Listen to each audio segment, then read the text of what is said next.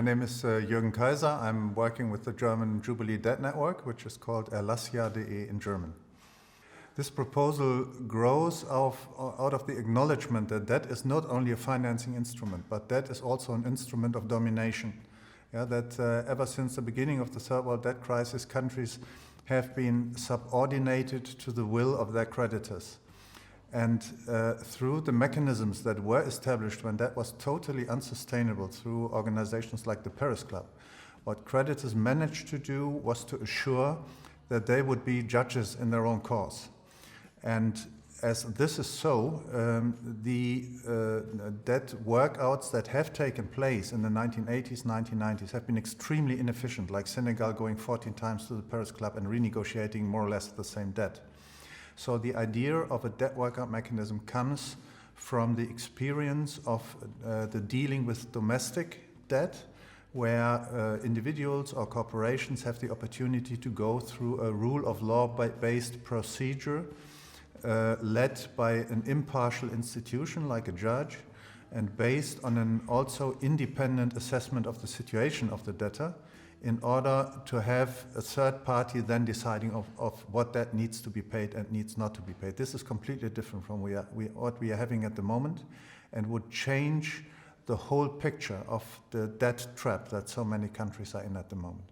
The debt workout proposal that has been launched by Erlassjahr, by Eurodad and by a lot of other NGOs is the attempt to establish a rule of law-based mechanism for indebted sovereigns like it also exists for individuals and corporations within any functioning legal system. And it is based on three principles.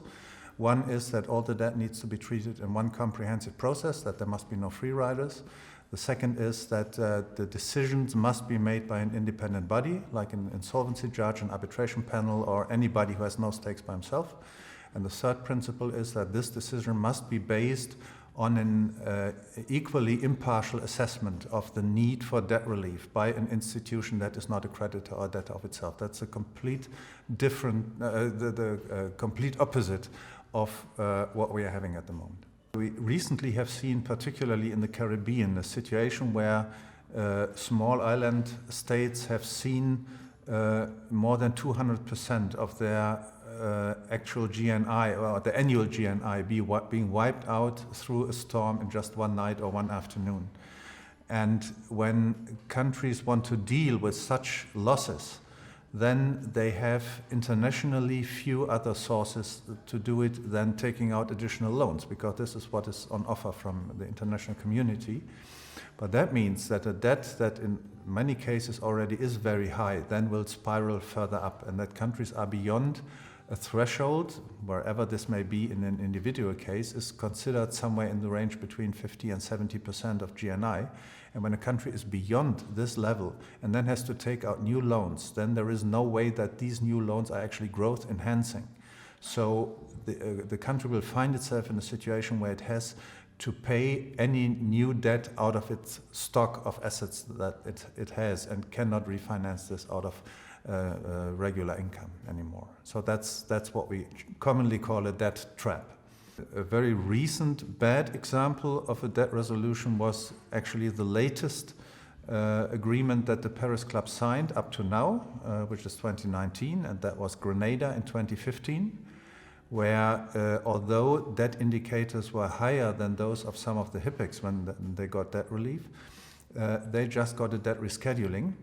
And then in order to add insult to injury, what they did was they put what they call a hurricane clause into it. And the Paris Club and its members very much pride themselves of this hurricane clause. And what it says is that if Grenada is hit by another hurricane, they can go back and negotiate again. This, however, is what they can do anyway. I mean, any debtor country can do this. So this is just a pure propaganda instrument that has nothing to do with the opportunities for a country to access debt relief in a situation where it would need it most. A good example that we often cite is a bit longer back. That was Indonesia in 1969, when it had an external debt that was considered unsustainable and was in a very peculiar political situation. 1969 was 4 years after the Suharto coup d'etat, with 500,000 people murdered by the new military government. And the debt of Indonesia was half owed to the Soviet Union and half to the members of the Paris Club. And it was absolutely impossible in that tense political situation to find a solution for that situation, although both sides needed it. Nobody was getting any money from Indonesia. So what they did was that they employed an independent mediator, who, by the way, happened to be a German banker of the time. And that guy was a very controversial political figure, but a great banker. And what he did was that in a kind of shuttle diplomacy, he flew from Moscow to Jakarta, to Paris, to Washington, and negotiated with everybody a proposal that would then lead to, broadly speaking, a 50% write-down of Indonesia's external debt in net present value terms. And with all the problems that the country later on had, it had no debt problem until the Asian crisis struck in 1998. So that demonstrates a little bit the potential of an independent process and impartiality in such a debt situation. The ideal debt world is one.